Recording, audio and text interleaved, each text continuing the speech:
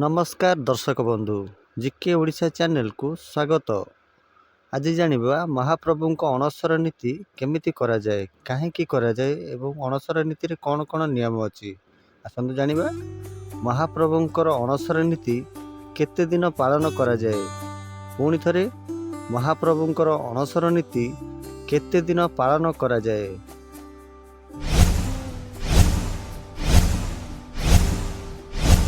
सांगमाने यार सटीक उत्तरटी हेउची 15 दिन। महाप्रभुଙ୍କର अणसर नीति 15 दिन पालन करा जाए। परवर्ती प्रश्न, अणसर नीति रे महाप्रभुଙ୍କ पाखरे कौन भोग करा जाए। पुणी थरे अणसर नीति रे महाप्रभुଙ୍କ पाखरे कौन भोग करा जाए।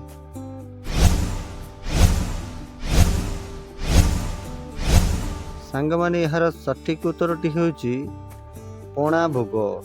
अणसर नीति रे महाप्रभुଙ୍କ पाखरे पणा भोग करा जाए। परवर्ती प्रश्न,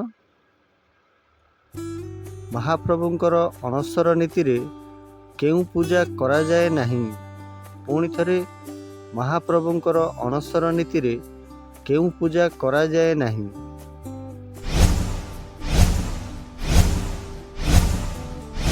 सांगमाने यार सठिक उत्तरटी हेउची मंत्र पूजा।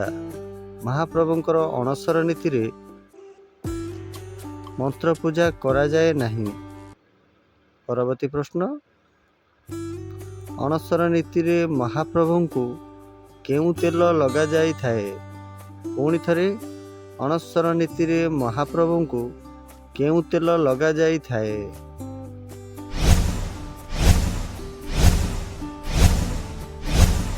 सांगमाने यार सठिक उत्तरटी हेउची फुलुरी तेल। अणसर नीति रे महाप्रभुଙ୍କୁ फुलुरी तेल लगा जाई थाए। परवर्ती प्रश्न, कौन कौन मिसाई फुलुरी तेल प्रस्तुत करा जाए। पुणी थरे कौन कौन मिसाई फुलुरी तेल प्रस्तुत करा जाए।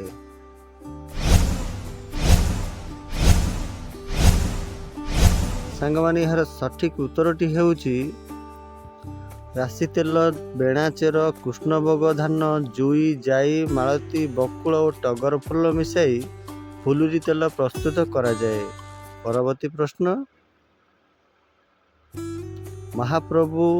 महाप्रभुଙ୍କର फुलुरी तेल को केते दिन आगुरु प्रस्तुत करा जाए। पुणी थरे महाप्रभुଙ୍କର फुलुरी तेल को केते दिन आगुरु प्रस्तुत करा जाए।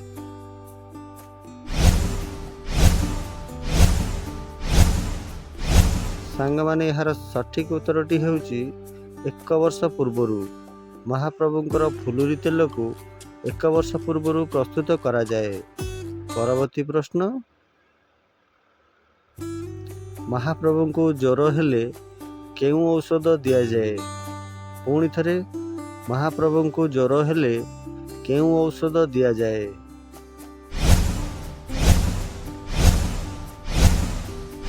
सांगमाने यार सठिक उत्तरटी हेउची 10 मूल मोदक। महाप्रभुଙ୍କୁ ज्वर हेले 10 मूल मोदक नामक औषध दिया जाए। परवर्ती प्रश्न, अणसर रीति रे महाप्रभुଙ୍କୁ केउ जातीय फूल रे पूजा करा जाए। पुणी थरे अणसर नीति रे महाप्रभुଙ୍କୁ केउ जातीय फूल रे पूजा करा जाए।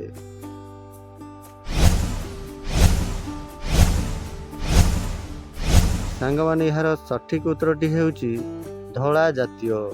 अणसर नीति रे महाप्रभुଙ୍କୁ धला जातीय फूल रे पूजा करा जाए। परवर्ती प्रश्न, महाप्रभुଙ୍କୁ ज्वर हेले कौन खाइबाकू दिया जाए। पुणी थरे महाप्रभुଙ୍କୁ ज्वर हेले कौन खाइबाकू दिया जाए।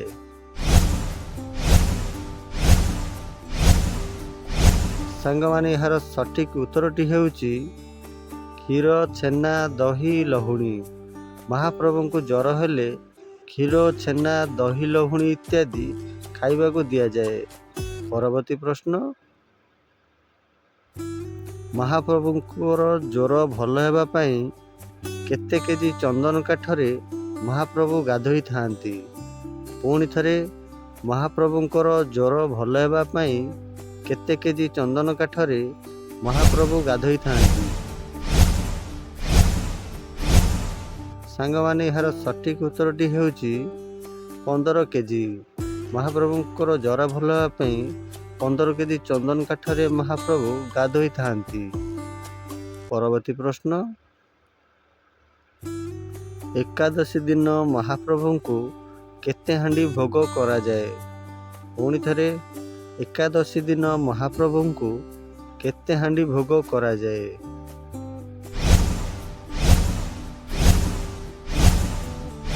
ସାଙ୍ଗମାନେ ଏହାର ସଠିକ୍ ଉତ୍ତରଟି ହେଉଛି 22 ହାଣ୍ଡି। ଏକାଦଶୀ ଦିନ ମହାପ୍ରଭୁଙ୍କୁ 22 ହାଣ୍ଡି ଭୋଗ କରାଯାଏ। ଧନ୍ୟବାଦ। ଭିଡ଼ିଓଟି ଭଲ ଲାଗିଲେ କମେଣ୍ଟ କରି ନିଶ୍ଚୟ ଜଣାଇବେ। ହଁ, ଚ୍ୟାନେଲକୁ ସବସ୍କ୍ରାଇବ୍ କରିବାକୁ ଜମାରୁ ବି ଭୁଲିବେନି। ରହୁଛି, ଦେଖା ହେବ ନେକ୍ସଟ ଭିଡ଼ିଓରେ। ଜୟ ଜଗନ୍ନାଥ।